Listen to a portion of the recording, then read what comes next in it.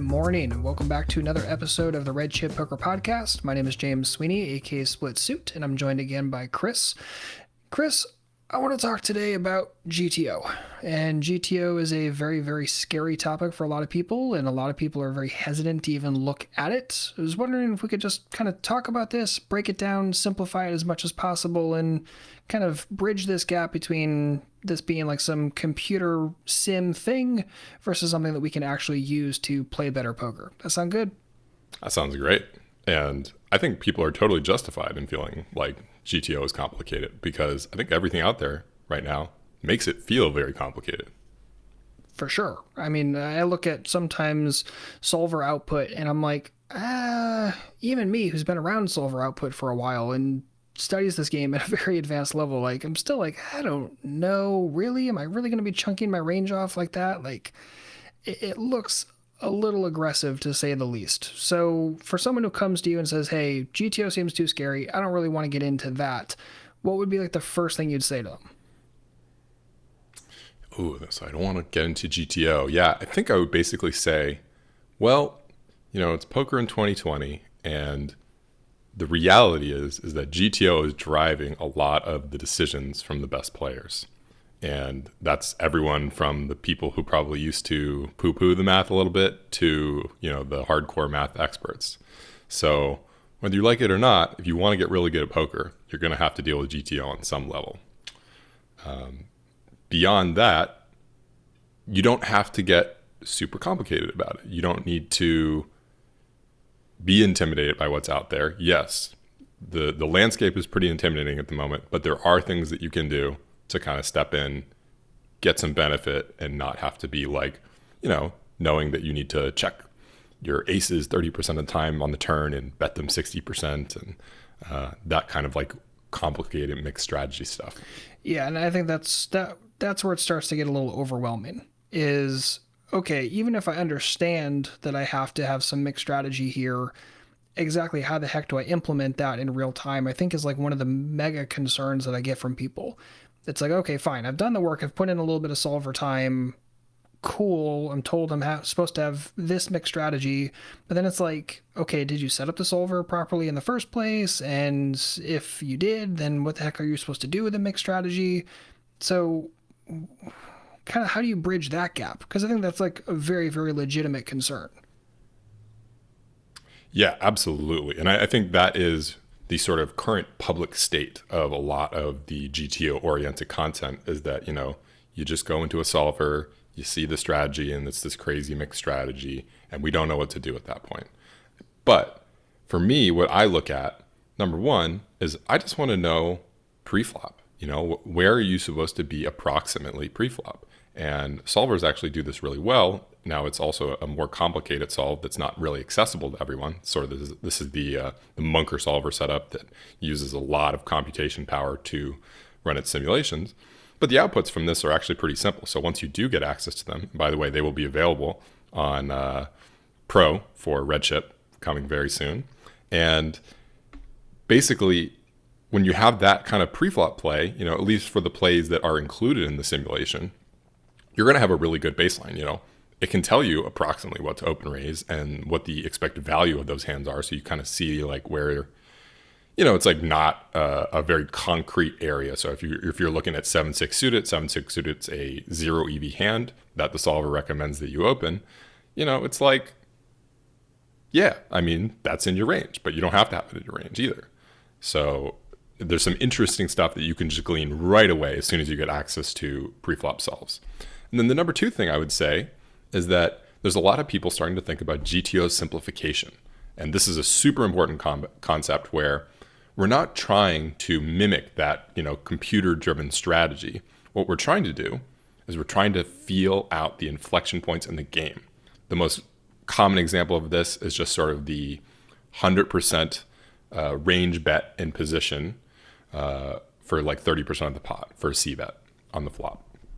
And what's so interesting about that is that if you're in that situation and you make that bet, if you compare betting 100% of the time to betting, sort of the mixed 70%, checking 30%, having all this complication with flop textures and all that, the differences between those strategies, from a GTO perspective, the differences are about, I think, less than 1/100th of a BB, which is just like nothing, right? Like no one cares for the level of complexity you add. Now that may not translate, in fact, it very likely won't, into your real results. Your real results will probably be that there's a huge difference between, having a little bit of sophistication in your strategy and 100% range c-betting.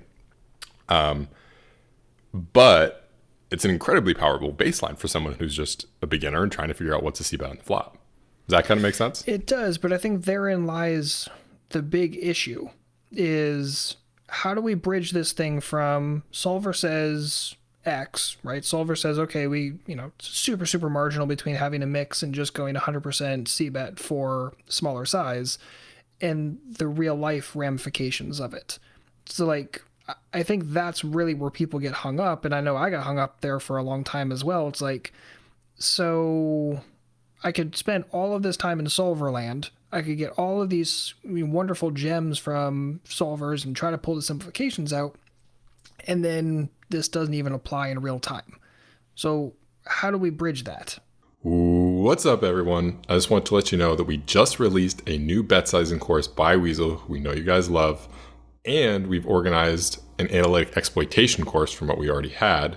And we're putting all that together with a Black Friday deal for 3 months of pro for $99. You can get that by going to redchippoker.com/Black Friday. In addition to that, if you go ahead with this deal, we have even more content coming actually on Black Friday. So that's being released. It's honestly, in my opinion, I think it's one of the craziest things coming to poker. I don't think anyone's done this. If you're curious, if you want us to notify you on the date so you can check out what that is, go follow our socials. It's just Red Chip Poker on any social site. But yeah, we have that big content release. You'll get it if you go buy that Black Friday deal right now. But if you want to wait, check it out. Follow our socials, and that'll be coming soon. redchippoker.com/Black Friday. It's a good question. And I think that is actually kind of the current state of poker in 2020, is that we know we have access to all these powerful simulations and solutions to the various situations we're going to get into with poker. But yeah, that gap does exist. And so the way I kind of look at it is right now, that's your opportunity. And some really good examples of this would be if you are looking at, what type of raise sizing to use pre-flop. You can, raise bigger. A lot of times people think that you should raise bigger in a smaller online game because the rake is higher, or you could raise smaller. And the benefit of raising smaller is actually shown by looking at our GTO simulations. We can see, okay, if we raise smaller, well, they have to defend with a wider range out of position.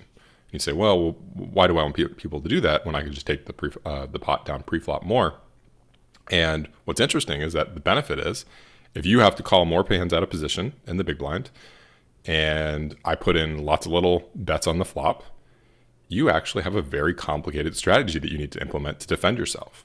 And so what will typically happen is that someone just won't defend enough, or they won't defend their hands aggressively enough, and you get a nice little benefit. And so that actually means you can probably start playing more hands than you would in position. And the unfortunate answer is I don't have an easy way for you to find those spots, except for the fact that, here at Red Chip, we are going to be working on them and releasing those in pro. So, yeah. And, but at the same time, these spots are also well known, and we are starting to hear more and more about them. So if you go digging, you can absolutely find some of these hidden gems like that. That makes sense.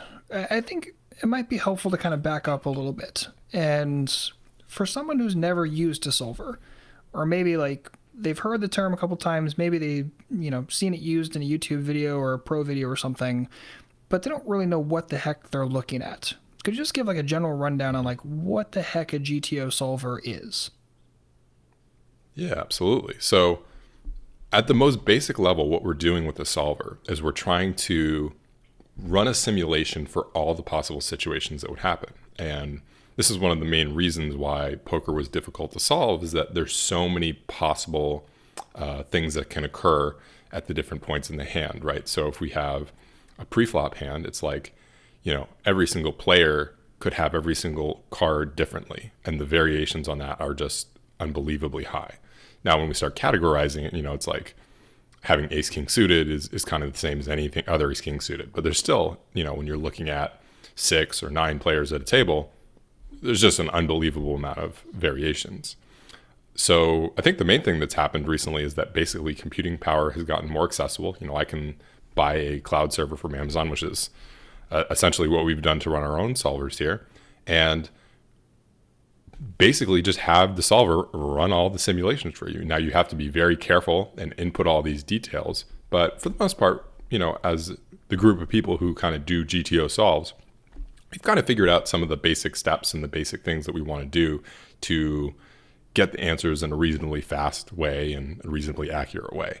Now, at the end of the day, the limitation of that is that you're simply running simulations and having the solver sort of optimize its strategy based on the results of that simulation.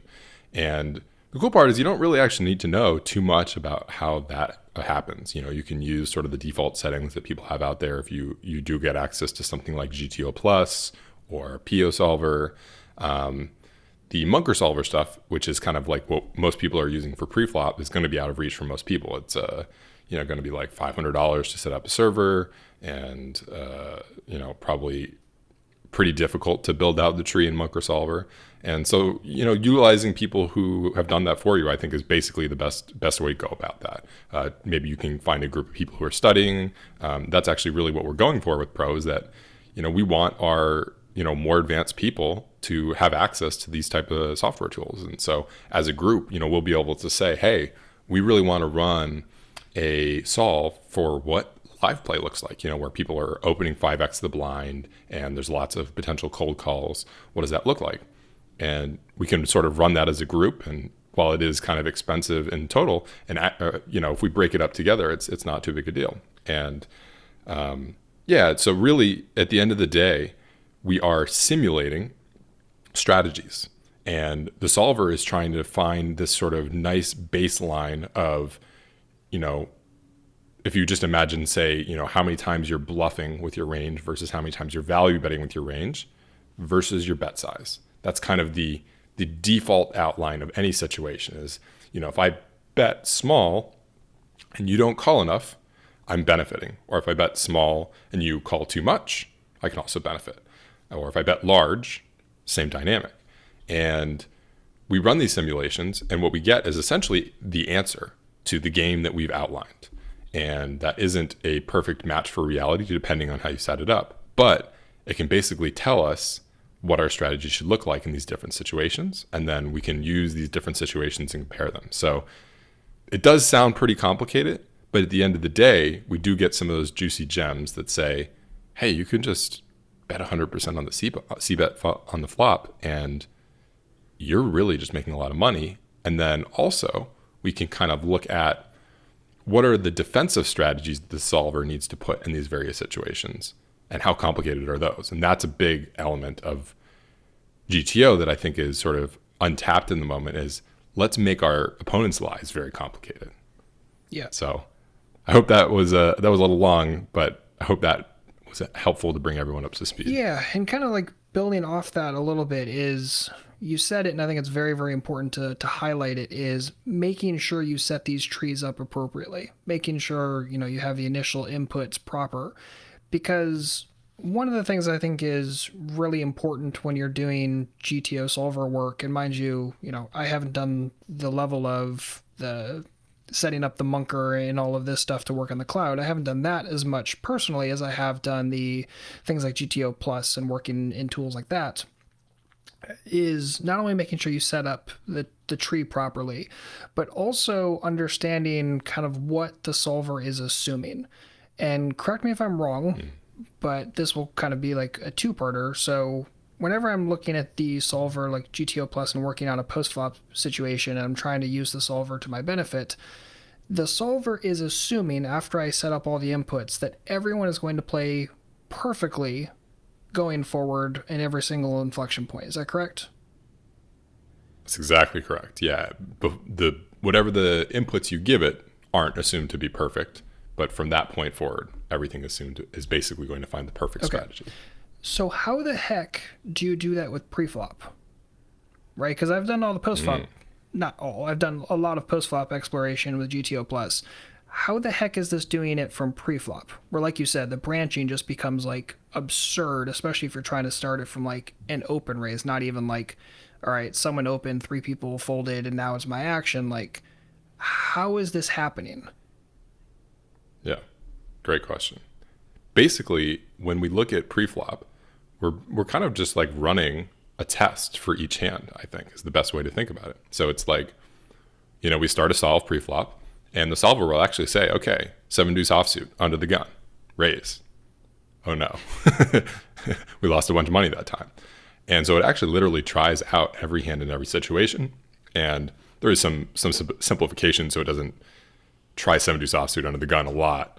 It figures that out pretty quickly. But basically, yeah, it's just literally trying every situation. And so the beauty of that is, if you think about that, you're having a computer, try and play 7 deuce offsuit under the gun profitably. And can it be done when other players are playing well? And the answer is no. But what it really does when it does that is it finds where the line is, right? Can you play 7 suited under the gun? Well, generally not, but you can play it maybe 5% of the time, 10% of the time, sometimes 20% of the time, 6-max game. And what's really interesting is that at the end of the day, it kind of gives you a list of hands and the list of Vs that they generate. And that is really interesting, And what's interesting is actually it's not even really giving you a perfect GTO strategy. It's kind of just giving you the aggregate results of trying to raise all these hands together. And we kind of figure out mathematically that this will end up in a GTO range, but it is pretty complicated. So that's kind of what you're getting when you look at someone's GTO preflop chart. Okay, that makes sense. So with all that said, and thinking about what a solver is actually trying to do, again, very, very important to highlight that the solver is saying, after you set up the tree, everyone from here on forward is going to play perfectly. How do we balance that then with the fact that we don't play against perfect humans in real time, right? No one goes to a live 1-2 game or plays 25 NL online and says, my opponents are perfect. I need to dig deep into my bank of solves and try to figure out exactly what to do in all these spots because they're perfect. They're just like the solver. I can mix this way or that way. This I think is really what took me a long time to even give GTO like a serious try, because I'm like, my opponents don't play perfect, nowhere close to it. So I'm gonna spend all of this time and effort setting up the solver, doing all this exploration, running hundreds and thousands of solves, and for what? My opponent, like, the solve says, okay, they're supposed to continue 46.8% of the time, but they continue 20. So what am I supposed to do with that? Is that making sense? Makes total sense. And I think that is the situation that everyone runs into when they, go to their 1-2 game or whatever. They say, okay, I have my solver open raise range, I open raise under the gun, and 6 people call you, right? It's sort of the most common experience. And then you're like, well, okay, I know how to c-bet on the flop. Maybe you studied really hard and you know how to c-bet on the flop against one person. But now you have 6 people. And so I think the most important thing to understand is, even in those situations, when you get called by 6 people, there's actually a GTO strategy there. And one of the things we're looking at with Redchip is, how do we actually figure out some of these more exploitative situations? And these are situations that I think haven't been solved by the general sort of solving community, because they're very focused on the high stakes games. But, when 2 people limp to you in a live game and their ranges are, fairly weak, a lot of, small pocket pairs and suited hands and offsuit broadways and that type of stuff, because that's what most players limp live, there is a GTO strategy to beat that. And I think that's what we want to really delve into, is like, how do we show and how do we actually run solves that solve real world situations? Now, they haven't been used as much because, the people using solves are, for the most part, trying to play very high stakes. But as small stakes players, there's 100% these powerful strategies that are available to you, and just knowing that, like, you could attack that, 2 limper situation aggressively, and you could make a balanced play that couldn't be attacked by your opponent from that point forward. That's super powerful. So for the person who heard you just say that, who doesn't find much need or want to be balanced for whatever reason. How do you respond to that? Well, as someone who played a lot of 1-3 last year when I was coming back into poker, what I would say is that you can't get the line on everyone all the time. You know, I was a professional poker player for 5+ years, and you know, when I went to play live, I had a lot of success. Some of the highest win rates I think possible. I know sample sizes, but even me, you know, I can look at people, figure them out, talk them out a little bit. I have the live poker skills. I have that comfort live, and I know, you know, I have all the skills to take advantage of people. Even I cannot look at a situation and know exactly what someone's doing in a given pot. And so, yes, there are situations where you have an exceptionally weak player and the play is just 100% clear cut. However, the overwhelming majority of situations, even live, have a lot of discretion of exactly what your opponent might be doing. You know, one of the things I would use sort of as a tool for myself is, you know, I'm trying to pick out someone's range, and I'm like, okay, do I think they have these flush cards in their range? And it would be like, you know, they played under the gun and they could have 7-5 suited. And it's like, how do you decide whether a live player would have played 7-5 suited under the gun? It's like totally plausible, but maybe they're a little on the tight side. But maybe they're bored. You know, like there's just no way to really know that. And so for me, when I'm looking at a solve, I want to pick out a balanced strategy, because a balanced strategy is going to protect me from those situations that I don't know about. Yeah.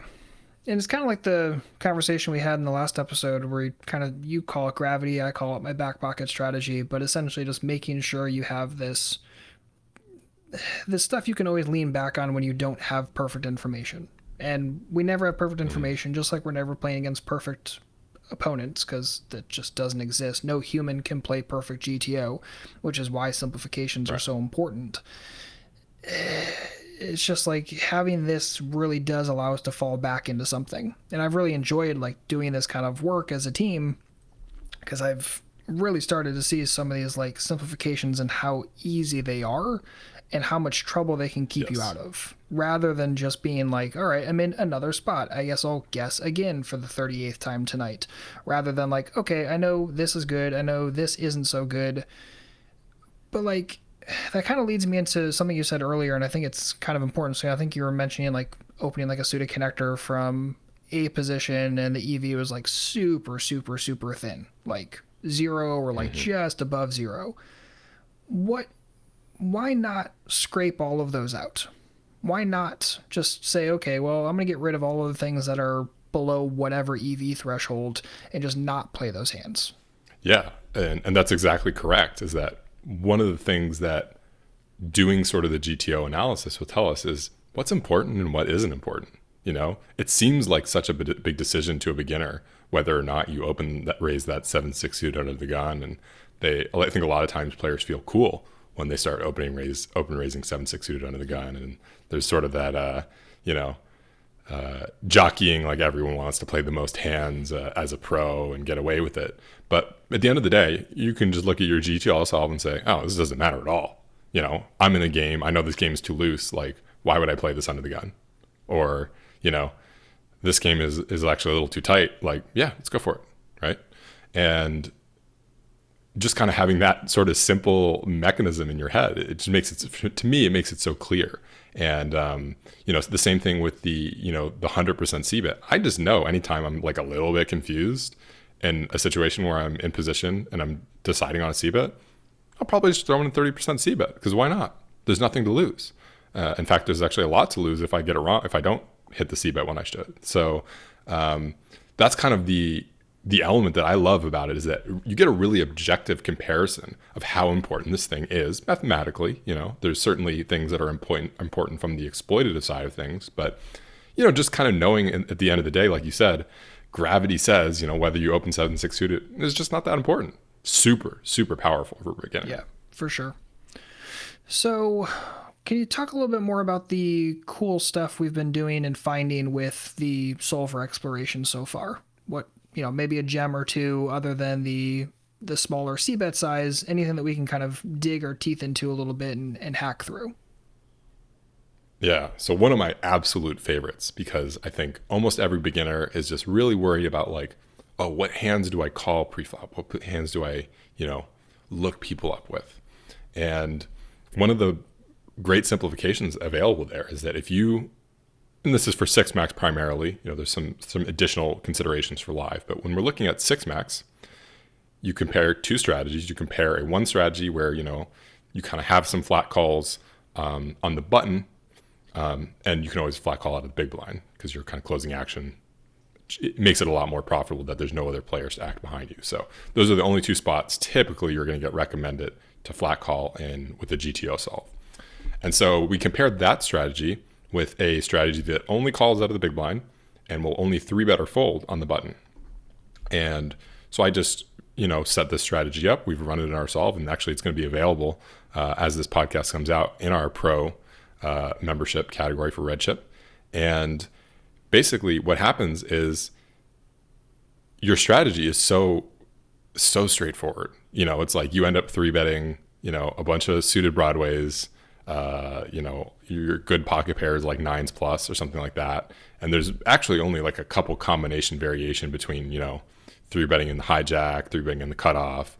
I think the button bumps up quite a bit. You 3-bet a good bit more, but it's not a lot.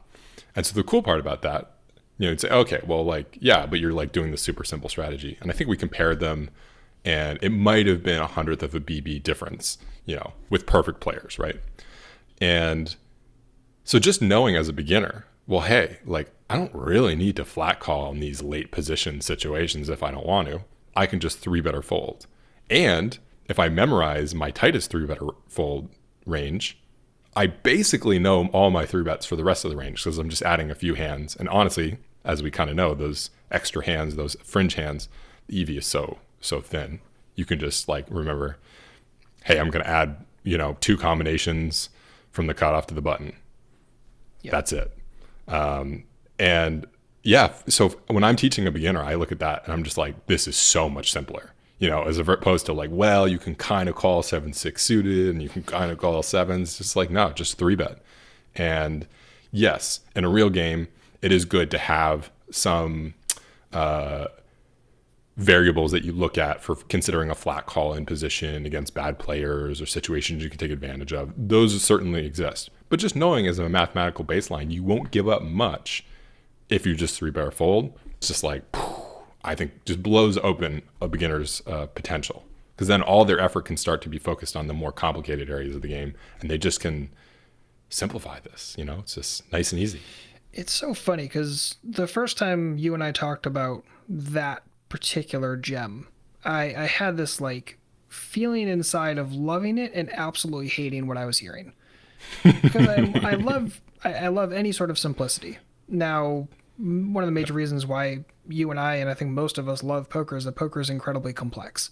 So to take something that complex and then simplify it down to, well, don't call from anywhere except for these 2 positions, or, let's simplify it even further, just call from a single position, under single conditions, it is beautiful. But at the same time, it's like, but what am I missing? What am I giving up by giving up all of my calls, say from the cutoff or say from the small blind? And, we could come up with a billion different spots where we could profitably call from the cutoff or call from the small and come up, even call a bunch of hands on the button as well. You could come up with those, but now you're becoming more and more reliant on having information about who your opponents are preflop, who opened, who's left behind you, are there likely squeezers, or people looking bored, or we playing a tournament and there's other factors to carry in. And that's not even it. Then you also have to think about post-flop. How are they going to c-bet? If this goes multi-way, what are my edges in that situation? And do I have a hand that plays properly in that spot? Whatever. And by the time you start running through that entire thought process, just to figure out if you should call with a suited connector, suited gap, or whatever the heck it is, you're kind of reliant on a lot of stuff. 1, did you info gather well enough? 2, how solid is that? 3, is there a lot of like weird variable stuff at play here that maybe you're not aware of, or maybe you really are? Stack depth is going to be monstrously important. How big was that open raise going to be monstrously important? It's like there's all these factors, and it's just like, well, maybe I could call here, and maybe I could eke out some EV, but I could also just simplify. And simplification sounds kind of nice. If nothing else, again, we have gravity, we have a back pocket, and if I'm not 100% certain or I'm not really confident in my assumptions in this exact situation, I mean, veering back to that simplification makes a lot of sense. Oh yeah. There's a Warren Buffett quote I love. I'm gonna bork it up, but basically it knocks down to when you make bets in the market, don't lose money, Yep. right? And that's kind of how I tend to approach the complications in poker at the moment. I just say, okay, if I'm going to call here, I want to know I'm going to make money, Yep. right? And that makes it so easy because I always have my baseline simplification where I also know I'm not going to lose money because I'm just protected and, using a robust strategy that's well balanced with math. And then if I'm going to go ahead and, flat call a speculative hand, I should be 100% certain I'm going to make money in that situation. And for me, like you said, I can bring in all these variables and understand that like, oh, the stack depth is a little bit weird on the small blind. He's been playing a little aggressive. So am I getting exposed to a shove there? As a professional, like you kind of get used to doing that type of deep analysis. But as a beginner, you really just don't have necessarily the tools and information gathering that you might later on. And so having that simplification there is so powerful. And you can still take a shot. You can say, okay, I think I'm making 100% profit here. And you can experiment in that way. But if you get punished, you should know very quickly, like, okay, I had to be a little bit more careful than I thought there. And so just don't lose money, basically. Yeah, easier said than done, I think, especially for players that are newer here for sure. Yeah, I mean, it really is beautiful, but at the same token, like, I could see someone hearing this and saying, okay, cool. I see this value, definitely want to go find those simplifications. That sounds great. And maybe I'll even get my own solver, do some of my own solves. Cool, awesome. Or jump in on the stuff that we're going to be doing with solvers going forward as well. But, like, at what point, we talked about the value of having the exploitative framework and having the information gathering skill set. Like, at what point should they start diverting some of their energy over to that? Or is that answer like so far down the road, like don't even worry about it right this moment? Because I could see that being kind of confusing. When do you kind of start to jump off the GTO train a little bit and start exploring some of those exploitative thought processes?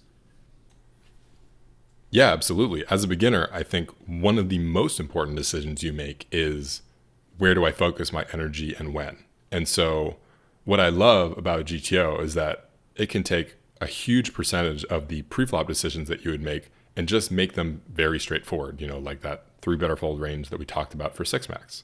And for me, almost no one 3-bets correctly. And so if I'm able to take a beginner, give them a correct 3-bet range and send them on their way to thinking about c-betting and thinking about how to exploitatively put in small bluffs against loose players and things like that, it's just an incredible advantage. You can take basically, I would say, some of the simplest, most powerful ideas from GTO, give them to a beginner, and then start talking about those the most exploitative areas, multi-way pots and things like that, give them some of the basics, and all of a sudden they're winning players in their small stakes games, probably by like a good margin. And so really that's just what I look for, is how do I take someone and give them an advantage over the way the games play right now. And from what I see, you don't need a lot in the current games in 2020, despite the perception that the games are, super tough and hard to beat. So Yeah, that makes total sense. And I think there's a lot to be said for, tell me this kind of come up from this conversation, is when we're looking at when the GTO stuff is most applicable are kind of seeming to be the spots that come up the most often, and that everyone is kind of like in a lot of the time. So preflop open raising ranges, preflop 3-betting, preflop calling, flop c-betting, like very, very common situations that every single player is facing like a ton of times per session. And kind of the way that I'm visualizing this as we're talking through is it's very important to have your GTO stuff super hammered for those situations. But as you get people out of their comfort zone into spots where they don't see very often, then the exploitative stuff really, really kicks in, right? If we're looking at, say, utilizing the three better fold simplification preflop, how comfortable is your opponent in three bet pots when they're out of position? How often are they facing a small double barrel on the turn after you see bet in that three bets pot? And I think therein lies the really, really interesting point, because your opponents won't have explored many of those spots very often. They're not even comfortable with some like the base stuff, like facing 30% C bets or, smaller barrels and those kind of things. So they're already kind of like starting to get a little bit more out of their comfort zone, which can leave some really, really fun exploitative situations available on later streets. I see that as kind of like, again, it's not like an all or nothing one way or the other, right? We're not saying, hey, you have to become a human computer, or hey, screw GTO, it's not useful at all. Like, the answer kind of really starts to bridge both, and you have to understand what each is really doing and what information is required to make either of them make sense. Is that making sense? That makes complete sense. And I very much agree. We're definitely not talking about memorizing super complicated things. Like, if we were to compare this to, a three better fold strategy preflop versus, how to handle a ace king 3-2 with with double flush draws on board, let's say on the turn, with your entire three bet range from the big blind, right? That's a really specific situation to memorize. There's a lot of variables going in. The strategy is going to be very complicated from the solver. We're absolutely not talking about needing to memorize that. Now, over time, there is sort of an arms race where poker players will be trying to memorize those situations. But for the most part, like you said, if you're getting approximately in the right place in that situation, or even have, sort of a general exploitative tendency, like, your opponents play too many hands. If I know my opponents play too many hands, and I see bet small on an ace king 3-2 flop, I'm probably just looking for some extra bluffs on that turn. That's it. And that is well based in the GTO, because we know they're only going to be able to continue with so many hands on that board. We may be able to learn some things like, an ace king turn is fairly advantaged for a, three betting player preflop, right? Just because it has an ace and we'll have more aces in our three bet range. There are things like that. But really at a baseline level, in fact, we talked about this last episode, we've seen Durr sort of in the early days of online poker implement very simple strategies like three bet and just barrel off, because he knows his opponents have too many hands in the range. And for the most part, you will be finding those type of advantages as you get better in poker. Those things are very available. Like you said, your opponents are just not bringing robust strategies. They'll get more uncomfortable than you if you're thinking about poker and learning some of these things. And these are the areas I actually do want to focus in on, because they provide huge advantages in big pots, and they are difficult to play, and the things that you learn scale really well, as opposed to if you know when to open raise 7-6 suited under the gun versus not, you don't really make that much more money. So that's a good area to focus, I would say, as a beginner. And one kind of last thing, just kind of tying this all up, is it really seems like if you can leverage a lot of these GTO ranges or kind of GTO simplifications on earlier streets, that you're kind of saving a lot of your brain power to focus on other things, to info gather a little bit more, to find exploitative edges elsewhere, rather than every single preflop decision is like utilizing 100% of your brain's computational power. Being able to say, nope, this isn't really in my chart, I'm not going to play this one. Like, all of a sudden, like, there's so much extra brain juice left over for other things that can make you a lot more money later in the session or later in a hand. I think there's something to be said for that, especially just with how much information you're trying to take in and everything you're trying to do, especially preflop. Like, simplifying preflop, I mean, that is worth a tremendous amount. Yeah, decision fatigue is real, right? Like, having a basic system that makes the overwhelming majority of your decisions very straightforward, it's just incredibly powerful. Yep. And it's It's exciting. It's fun because it seems like I know people have been talking about GTO for years and years and years, but we're getting to a point now where, like you said, the access to really really strong computational power is allowing us to utilize these kind of solves at really really large scale and then discern the patterns from them and the actual simplifications, and that's the stuff that we're getting into right now that's really really interesting, and I think it's going to start changing the game in a very very interesting unique way, especially over the next couple of years. Oh yeah, this is still a huge advantage if you're getting in on this now. And I'll just kind of leave everyone with some really straightforward things you can do if you're interested in this type of stuff. Number one, just get some GTO preflop ranges, right? Those are available. We'll have the 6 max 3 better fold ranges we've been talking about up on Redshift Pro. And just take a look at those ranges. You don't have to totally change everything that you're doing, but just increasing your awareness and kind of seeing like what's happening in a GTO game. That'll give you an immense boost looking forward. The second thing I would recommend is actually getting GTO Plus and just starting to run the spots that you get into. So GTO Plus is a post-flop solver. It actually doesn't take too long to run. It depends a little bit. And you can kind of just play out the hands as you play them, put the ranges in that you expect for your opponent, and figure out what you should have done based on what you think people have. And what's really, really cool about that, it's not that I want to memorize the strategy. It's actually, I want to see what hands the solver recommends that I bluff with. Because I think this is something that most people don't have a good understanding of until you start looking at a solver. And so, knowing that on that, ace, king, 3-2 board, you got called on the flop, that if you have queen jack there, even without a flush draw, that can be a really good barrel card because you're blocking your opponent's ace queen that would likely call you.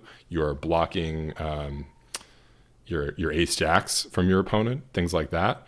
And you have outs. The solver is generally speaking going to recommend adding that queen jack suited or that queen jack hand into your bluff range. Having that sort of bumping around your head, even if you're not memorizing exact bluffing ranges, very, very, very powerful when we know, if I talked about last episode, one of the most important things you need to know is you need some bluffs in your range. And so figuring out what those are with a solver and knowing what the best ones are and being able to spot those in live hand, very, very impactful. Interesting. So those would be my two big takeaways. I do something a little bit different in terms of focal point when I'm using GTO Plus. And instead of focusing as much on my range and my bluff frequency, I'm actually very focused on what the solver says my opponent should be continuing with, both in terms of like the general continue versus not continue, so what they fold with and what they call plus raise with. And then I really hardcore look at like, okay, what are some of the weakest combinations in their raise in what the solver suggests they should be raising with, and what are some of the weakest combinations in the range the solver says they should be calling with. And then I say like, is there any chance most people in my game are doing this? And you could find spots where like the solver says, okay, you should be continuing 60% of the time here, but it's a situation where it's like, there's no way. Like they're not calling with gut shots here. They're not raising with bottom pair here. And all of a sudden you notice like you can start finding those differences where the range that people would actually take is significantly different than what the solver says they should do. And especially as that folding frequency of theirs starts rising in the real world, then all of a sudden my real world bluffing starts increasing a tremendous amount. Less so in terms of which bluffing combinations are perfect, and more so into, well, I'm just going to start bluffing here a tremendous amount, not as much discernment with exactly which combinations get prioritized in terms of the bluffing stack. I love that. Yeah, that's a fantastic way to do it as well. Yeah. It's so interesting, right? Such powerful tools, and yet you can, use different vantage points to utilize them in very, very different ways.